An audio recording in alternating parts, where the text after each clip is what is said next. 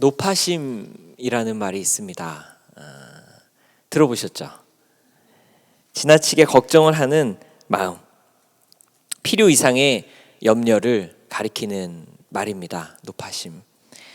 이 말의 어원은 많은 분들께서 아시듯 노파의 마음, 연로하신 할머니의 마음에서 온 것입니다. 어린 손주를 밖에 내보낼 때 할머니의 마음은 크고 작은 일들을 염려하시고 걱정하시며 또 귀에 딱지가 앉을 만큼 일어날 수도 있을 것만 같은 모든 일들에 대해서 염려하시고 또 말씀해 주시는, 길을 건널 때 조심해야 돼. 야, 너 배가 이렇게 다 나온 옷을 입으면 좀 춥지 않겠니? 항상 따뜻하게 입어야 돼. 또 음식 먹을 때 많이 먹어야 돼. 또 컵이 조금만 이렇게 옆에 있으면 아이고 이거 떨어지겠다. 일어날 수도 있을 것만 같은 모든 일들을 또 이렇게 생각하는, 계단 오르내릴 때 항상 조심하거라. 그런데 이 노파심이 언제부터인지 노파들에게만 있는 것은 아니에요. 우리 모두의 마음에 자리 잡은 일반적인 마음이 되어서 노파가 아닌 우리 모두에게 사용되는 관용적인 언어가 되었습니다. 우리 모두의 마음이 나이를 먹은 건지, 아니면 노파심이 원래부터 노파들만 지닌 마음은 아니었는지 고민하다가 떠오른 시 한 편을 소개해드립니다. 제가 시 참 좋아해요. 황인숙 시인의 시 제목은 송년회. 칠순 여인네가 환갑 여인네한테 말했다지. 환갑이면 멀리 봐도 예쁠 때야. 칠순이시니까 이제 환갑에게 말씀하신 거예요. 그 얘기 들으며 50대인 우리들 깔깔깔 웃었다. 나는 왜 항상 늙은 기분으로 살았을까? 40에도 그랬고 30에도 그랬다. 그게 내가 살아본 가장 많은 나이라서, 지금까지 경험하는 제일 늙은 나이라서. 그런데 지금은 앞으로 내가 살아갈 가장 적은 나이. 이런 생각, 노년의 몰약 아님 간명한 이치. 내 척추는 아주 곧고 생각도 또한 그렇다. 앞으로.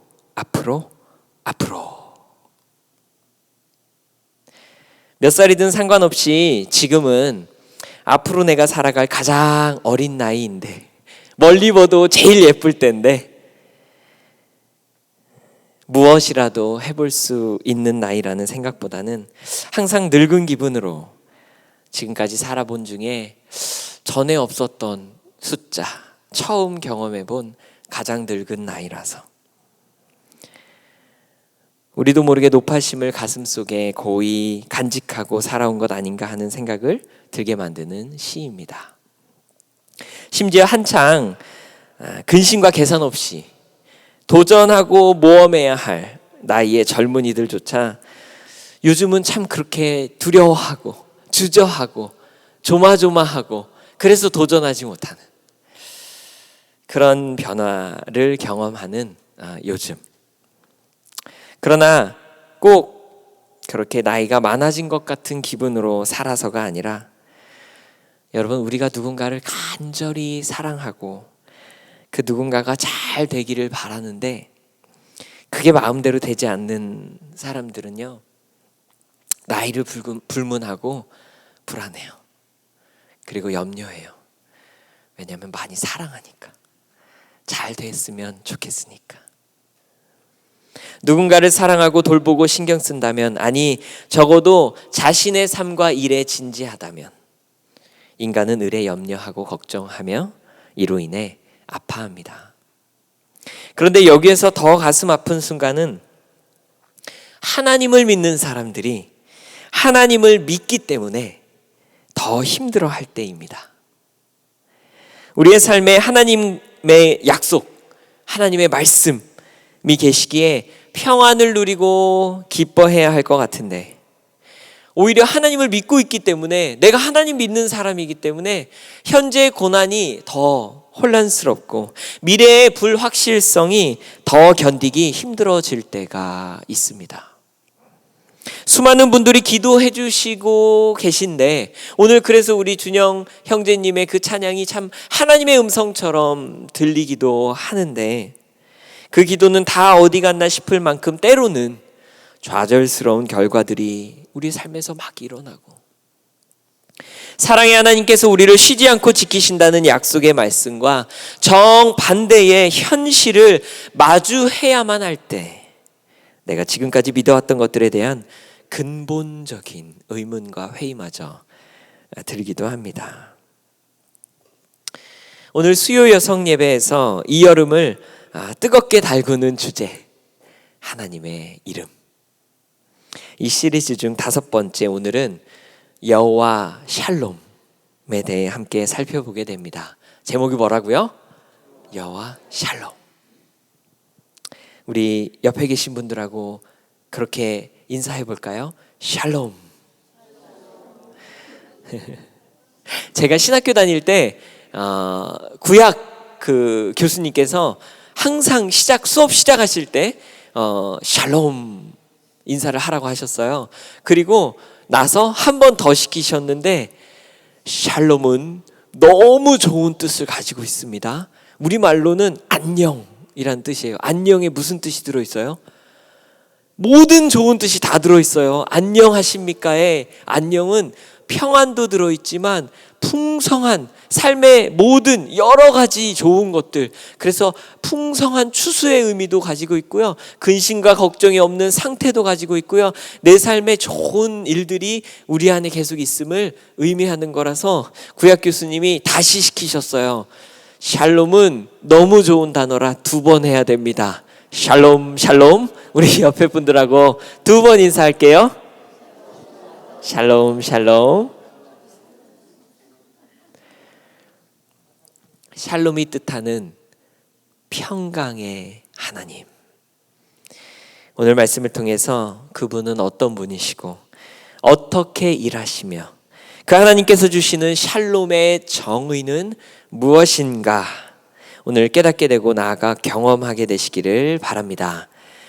오늘 본문은 사사기 6장입니다. 사사기 시대는 하나님께서 이스라엘 자손들을 출애굽시키셔서 모세와 여호수아라는 리더를 통해 광야를 지나 가나안 땅, 약속의 땅, 젖과 꿀이 흐르는 땅으로 인도하신, 도달하게 하신 그 이후의 시기, 그 시기가 사사기입니다. 아이러니하게도 어려울 시절, 그래서 노예의 시절에는 하나님을 의지했는데, 광야에 집도 없이 떠돌 때는 하나님을 붙잡았는데, 젖과 꿀이 흐르는 약속의 땅에 거주하기 시작했을 때부터 영적 암흑기가 시작됩니다. 그렇게 등 따뜻해지고 배가 부르니 하나님에게서 멀어진 시대를 오늘 만납니다. 사람이 얼마나 기회주의적이고 철저히 현세주의적인 신앙의 소유자들인지를 드러내주는, 명백히 보여주는 대목 아닙니까? 그 모든 어려운 순간에 하나님 붙잡다가 그 약속의 땅에 딱 다다랐을 때부터 영적 암흑기가 시작되는 일. 이 땅이 전부인 줄 생각하는 현세적이고 기회주의적인 신앙. 이 땅을 믿지만, 이 땅에서 하나님을 믿지만, 이 땅에서 일어나는 일들을 전부로 여기는 제한적이고 유한한 우리의 모습을 오늘 본문의 기드온이 잘 보여줍니다. 11절 말씀 혹시 볼 수 있나요? 11절 말씀 제가 읽어드립니다. 여호와의 사자가 아비에셀 사람 요아스에게 속한 오브라에 이르러 상수리 나무 아래에 앉으니라. 마침 요아스의 아들 기드온이 미디안 사람에게 알리지 아니하려 하여 밀을 포도주 틀에서 타작하더니. 당시 이스라엘 자손들은 가나안 지역 주변국들의 공격을 많이 받았어요. 기드온의 시대에는 미디안 족속의 침략으로 어려움을 겪다 보니 기드온이 이 미디안들의 눈에 띄지 않으려고 포도주 틀에서 타작한 거예요. 포도주 틀이 어떻게 생겼길래 거기서 밀을 타작했을까? 포도주 틀은 이렇게 큰 두 구덩이가 서로 연결되어 있었다 그래요. 그래서 한쪽 구덩이에 깊은 구덩이에 포도를 다 넣고 이것을 꾹 누르면 연결되어 있던 그 관을 통해서 포도즙이 다음 구덩이, 깊은 구덩이로 넘어가는 거예요.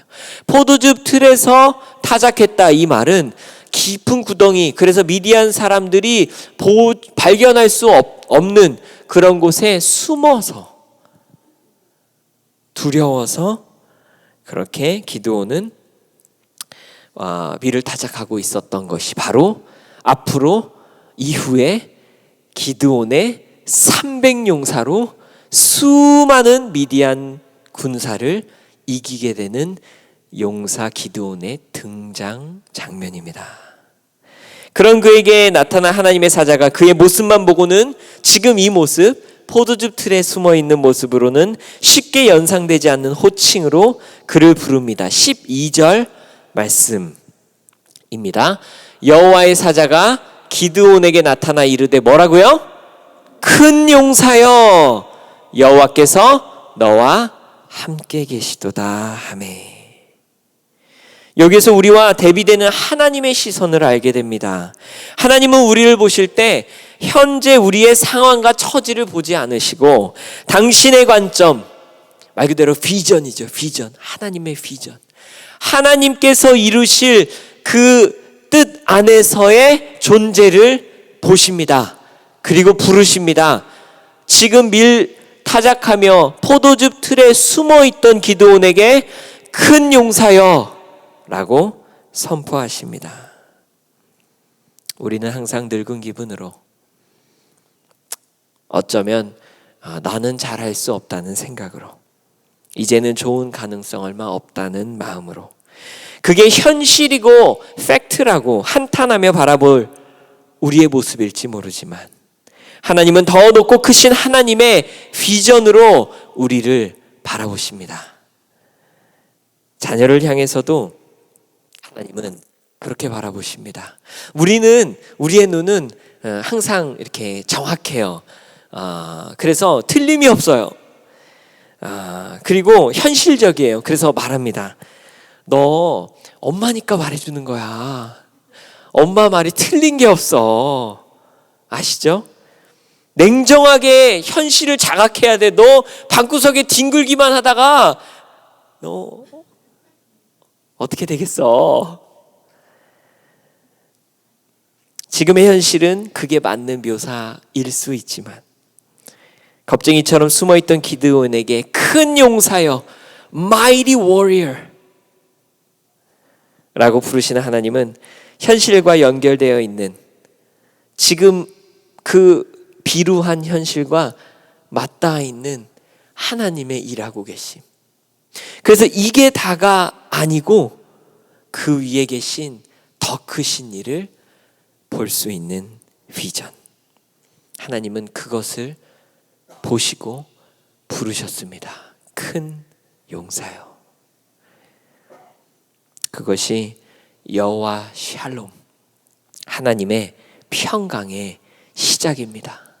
나는 현실을 잘 알기 때문에, 나는 팩트를 잘 보기 때문에 지금 이런 일들이 되면 이렇게 될 거야 라고 생각할 수 있지만 하나님의 크신 뜻은 우리는 다 이해할 수도 알 수도 없는 것인데요.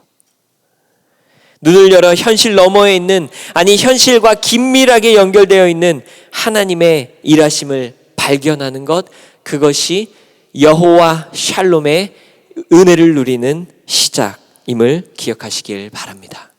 노파심에 사는 사람은 현실 판단의 전문가입니다. 경험도 많습니다. 예측도 잘해요. 그게 또 잘 맞아요. 내가 그럴 줄 알았어. 내가 말했지. 예측도 잘하고 잘 맞아요. 하지만 하나님을 믿는 우리들은 이 땅의 현실이 전부가 아님을 아는 자들입니다. 현실을 뒤집는 하나님의 역사하심이 지금도 이 순간에도 얼마나 많이 일어나고 있는지를 보는 사람들입니다. 우리의 비전이 그것을 향하고 있기를 바랍니다. 그러니 어두운 현실에도 불구하고 여호와 샬롬 평강을 누리게 되는 것입니다. 이 땅을 살고 있는데 하늘을 누리는 사람들입니다. 이 땅과 하늘을 연결하는 사람들. 그들이 누리는 것 무엇일까요? 샬롬. 이 땅에서 하늘을 사는 수요 여성 예배 참여하신 모든 분들 되시기를 축원합니다. 하지만 기드온은 당연히 하나님께서 보시는 비전 보지 못했어요.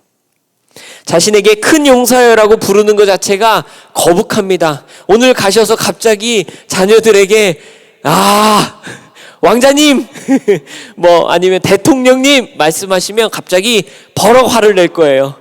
기드온도 그랬어요. 자신에게 큰 용사여라고 부르는 것 자체가 더 화가 났어요. 자신과 나라의 어려운 처지 때문에 오히려 하나님이 더 불편해진 거예요. 13절 여기에서 기드온이 현실 분석이 얼마나 냉철한지를 보게 됩니다. 13절 제가 읽어드릴게요. 기드온이 그에게 대답하되 오 나의 주여 여호와께서 우리와 함께 계시면 어찌하여 이 모든 일이 우리에게 일어났나이까. 또 우리 조상들이 일찍이 우리에게 이르기를 여호와께서 우리를 애굽에서 올라오게 하신 것 아니냐 한 그 모든 이적 어디 있나이까. 이제 여호와께서 우리를 버리사 미디안의 손에 우리를 넘겨주셨나이다 하니. 이 젊은이는 현실에 대해 분명히 알고 있어요. 그 누구보다 냉철한 분석, 물론 이게 다라고 생각하는 단점이 있지만, 한계가 있지만 그 누구보다 현실을 잘 알고 있어요. 여호와께서 우리와 함께 하시면 어찌하여 이 모든 일이 우리에게 일어납니까? 포도주 틀에 숨어있던 소심한 자 기드온. 사실 그는 분노를 가지고 있었고 울분을 가지고 있었고 그 안에 여러 가지 분석을 가지고 있었던 사람입니다. If God is with us, why this all happened to me? 하나님께서 함께 하신다는데 그의 백성 이스라엘이 이렇게 수많은 미디안 군사들의 공격과 약탈을 당해야 합니까? 이렇게 어려운 상황을 보니 하나님은 우리와 함께하지 않다고 결론을 내리는 것이 논리적입니다.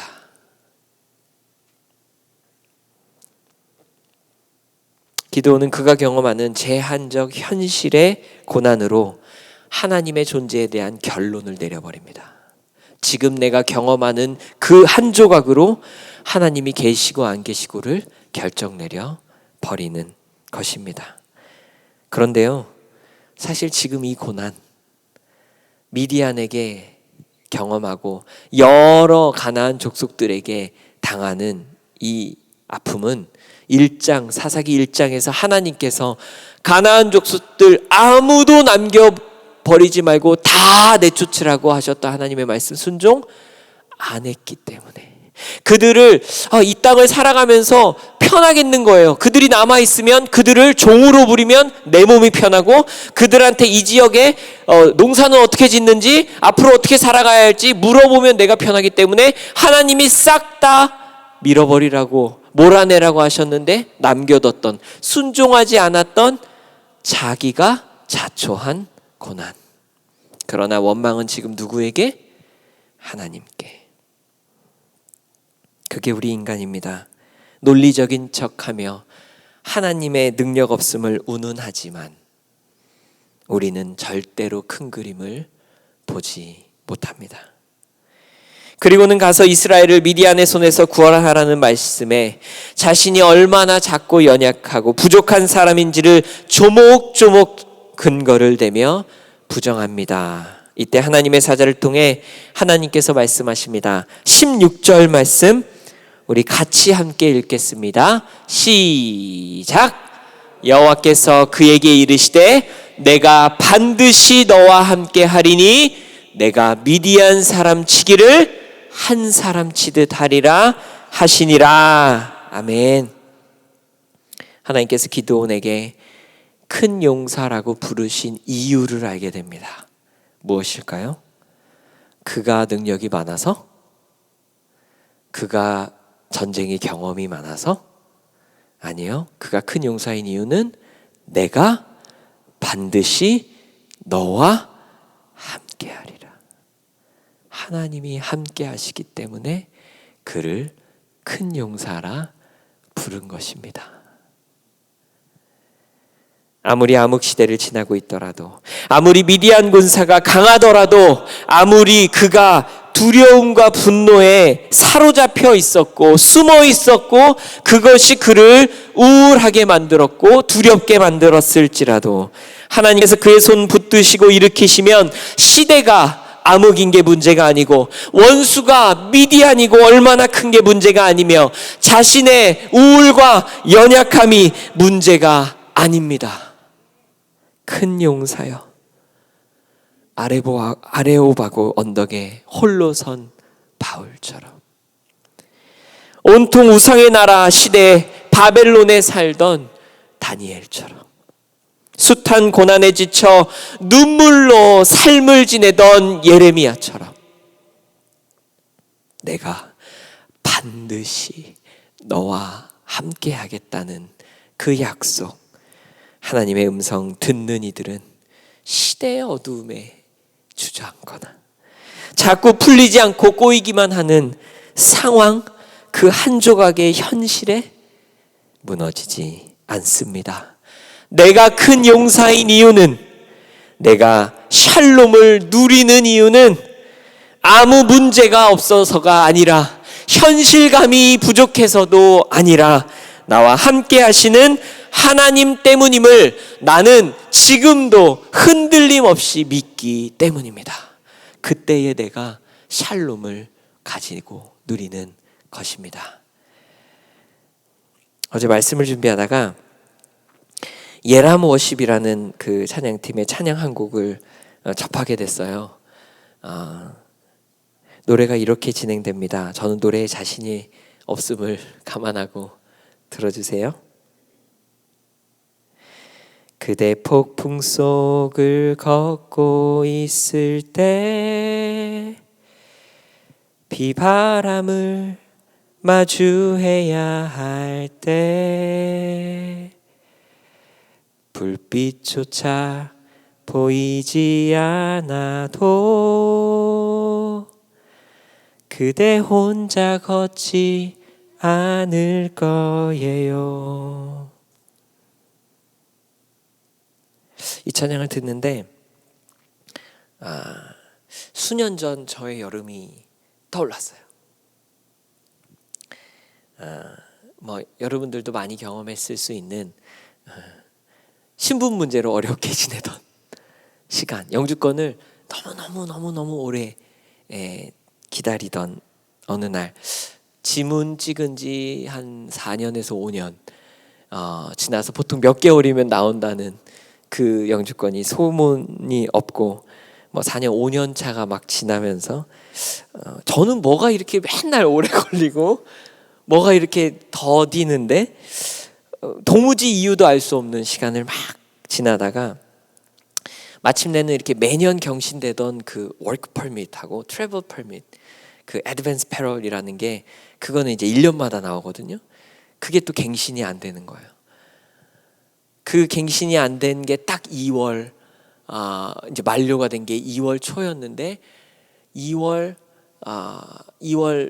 중순에 저를 이제 키워주신, 저는 이제 어머니께서 목회를 하시느라 할머니한테 컸는데 어려서부터 저를 그냥 키워주셔서 제 어렸을 때 모든 기억이 온통 할머니인 그 할머니께서 이제 돌아가셨어요. 한 일주일 차이로 갈 수 없게 되고 또 워크 퍼밋이 끝났으니 사례비를 받지 못하기 시작하게 된 게 2월. 근데 이게 여름까지 해결이 안 되고 한 4, 5개월을 이제 무보수로 섬기면서 이제 내 가족이 같이 살아가던 여름.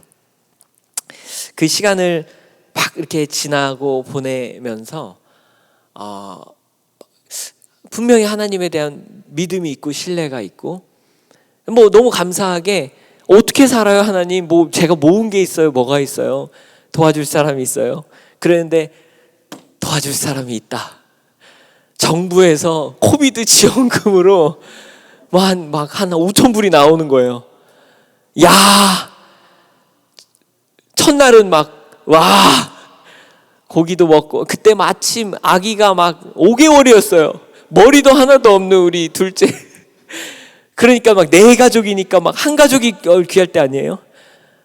그래가지고 감사합니다. 고기도 먹고 하는데 2월부터 3월, 4월, 5월, 6월 그 5천 불로 한 4개월을 같이 네 가족이 사는데 점점 하나님 이제 더 못 응? 하나님 이제는 안 될 것 같은데요? 점점 처음에는 씀씀이가 좋다가 점점 어려워지는 그 시간을 버티고 보내고 있을 때 그 한여름에 밤늦게 말씀을 준비하고 가족들은 다 자고 있는데 갑자기 앞이 안 보이는 거예요. 모니터가 하나도 안 보여요. 설교를 준비하고 있었는데 글씨가 안 보여요. 왜 그러지? 내가 눈이 너무 피곤한가 보다. 잠깐 눈을 감고 이제 쉬어야 되나 보다 하고 이제 여러 가지 너무 신경을 많이 썼나 보다. 이제 그러고 있다가 다시 눈을 떴는데 안 보여요. 한 30분 눈을 이렇게 감고 책상에 앉아 있는데 곧 보이겠지. 왜 이렇게 자다가 눈을 세게 누르고 자고 일어나면 앞이 안 보일 때 있죠. 학창 시절 다 해보셨죠. 책상에서 이렇게 그래서 조금 있으면 나아지겠지. 1시간이 지나도 앞이 안 보이는 거예요. 불빛만 희미하게 보이고 하나도 안 보이는 거예요. 안 되겠다. 이거는 자야 되겠다. 그때가 1시 반, 2시 이랬는데 겨우겨우 이제 가가지고 더듬어서 불을 켜고 칫솔 위에 치약을 이제 양치질을 하고 자려고 놓을 수가 없는 거예요. 어디에 칫솔이 있는지가 감으로 겨우 하고 양치질을 하고 누웠는데 이제 태어난 5개월, 6개월 된 둘째하고 첫째가 자라는 걸 못 보게 되나? 이 생각이 팍 내 안에 들어오는 거예요. 어떻게 하지? 앞으로 이제 못 보면 어떡하지? 이제 이 생각에 그 침대에 누웠는데 그 한 가지 생각이 들더라고요. 다시 그래서 눈을 떠보지만 그때는 이미 불을 다 껐기 때문에 이게 내가 안 보이는 건지 불을 꺼서 그냥 어둠인 건지 분간이 안 가요. 그때 두려움이 확 올 수가 있는데 그 순간 이사야 41장 10절 말씀이 제 마음에 팍 들어오는데 아시죠? 뭐예요? 두려워 말라 내가 너와 함께함이니라. 놀라지 말라 나는 내 하나님이 됨이니라. 내가 너를 붙들리라. 참으로 내가 너를 도우리라. 참으로 나의 의로운 오른손으로 너를 붙들리라. 아멘. 그 말씀이 제 안에 들어오는데 방금 했던 그 노래 내가 폭풍 속을 걷고 있을 때 절대 혼자 걷게 하지 않겠다.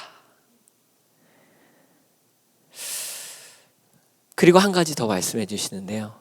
네가 보는 게 전부가 아니다. 그리고 다시 일하게 될 수 있고 여행하게 될 수 있는 워크 퍼밋과 트래블 퍼밋이 안 나왔어요. 왜냐하면 그 다음 주에 영주권이 바로 나왔어요. 그런데 그것도 하나도 나오기 전에 그 밤에 그 말씀이 딱 제 안에 들어오는데 그래요? 내가 보는 거 전부 아니죠. 하나님의 비전 보고 살겠습니다. 하나님 굿나잇 하고 잤어요. 어떻게 될지 모르고 지금 아직 안 보이는데 하나님 굿나잇. 그게 뭔지 아세요? 하나님 믿는 사람들만 누리는 샬롬.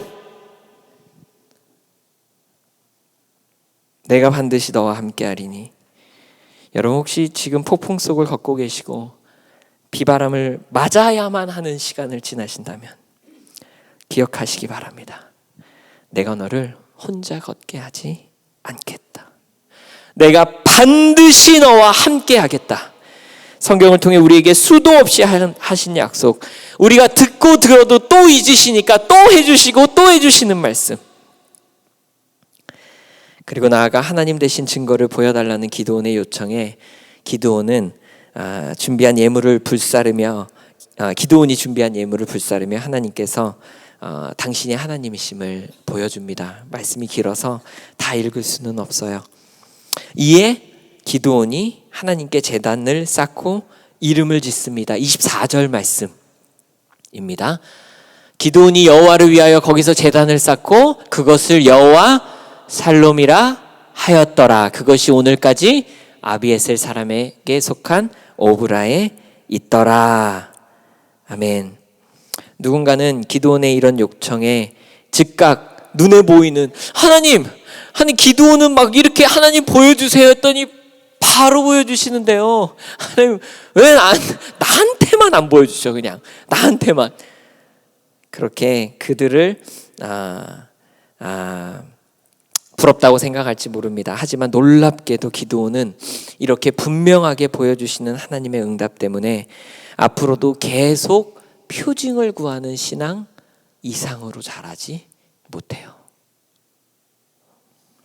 생각해보면 맞습니다. 이스라엘 자손들도 광야에서 그렇게 명백히 하나님의 공급하심을 하늘에서 떨어지는 만나와 메추라기로 반석에서 나오는 물로 경험했는데 그것들 때문에 그것들이 사라지면 그걸 또 보여줘야만 믿고 그렇지 않으면 보여지는 걸 또 찾는 신앙으로 나아갔습니다. 그러니 이런 표징 신앙을 추구했던 기드온도 여호와 샬롬, 즉 여호와는 평강이다라고 하나님을 부르고 나서 바로 27절에 여호와 샬롬 제단을 쌓고 나서 바로 27절에 또다시 성읍 사람들을 두려워하여. 이 여호와 샬롬의 제단은 불완전한 제단이었습니다. 그러나 오늘 우리가 고백하는 여호와 샬롬은 온전하시고 완전하심을 신뢰하기 때문에 선포하는 온전한 샬롬 되시기를 바랍니다. 그렇다면 어떻게 이 불확실한 세상에서 높아심 많고 연약한 우리들이 여호와 샬롬 평강의 하나님을 완전히 고백하고 누리며 살 수 있을까요? 오디세이와 일리아드의 저자 호메로스는 평화를 원하면 전쟁을 준비하라. If you wish peace, prepare for war.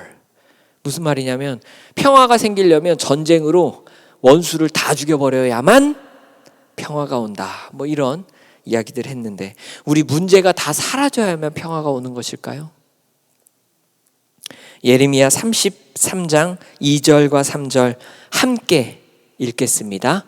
예레미야 33장 아니에요. 없어요. 제가 읽어드릴게요.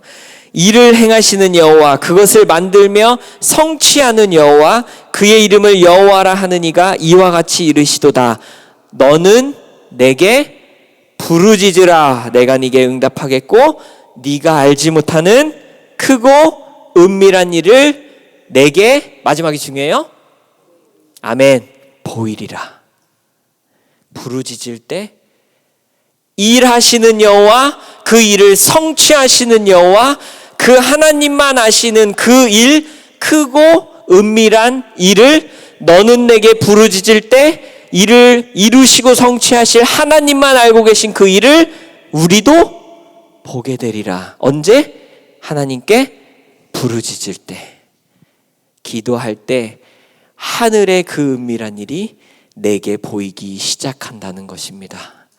기도할 때 하늘의 일과 지금 이 시간에 내가 바라보는 한 조각의 현실이 연결되기 시작하는 겁니다. 나는 이제 냉철하고 나는 그래서 앞뒤를 다 알아서 지금 이 현실은 이 결과밖에 될 수 없다라고 생각하지만 하나님께 부르짖을 때 이 조그만 조각 너머에 하늘에서 일을 행하시고 그 일을 완성하시는 하나님만 알고 계신 일을 우리도 보게 되게 하시겠다고 약속하셨습니다. 그러니 기도하지 않을 수가 없습니다. 이 기도의 놀라운 능력과 힘을 사실 저희 9월부터 시작될 더 페이트 스쿨이라는 새로운 기도 학교가 시작되는데, 거기서 이 이야기들, 놀라운 기도의 능력들을 우리가 함께 배우게 될 것입니다. 말씀을 마무리하겠습니다. 그리스도인들이 늘 인사하는 샬롬. 우리가 늘 인사하죠. 우리는 보통 사람들은 편안한 저녁 되세요, 뭐 편안한 하루 되세요. 우리는 뭐라 그래요? 니은을 이응으로 평안한 하루 되세요, 평안한 저녁 되세요 그러죠. 아무 문제 없고 고난 없는 평정의 상태를 빌어주는 의미가 아닙니다. 샬롬, 평안하세요.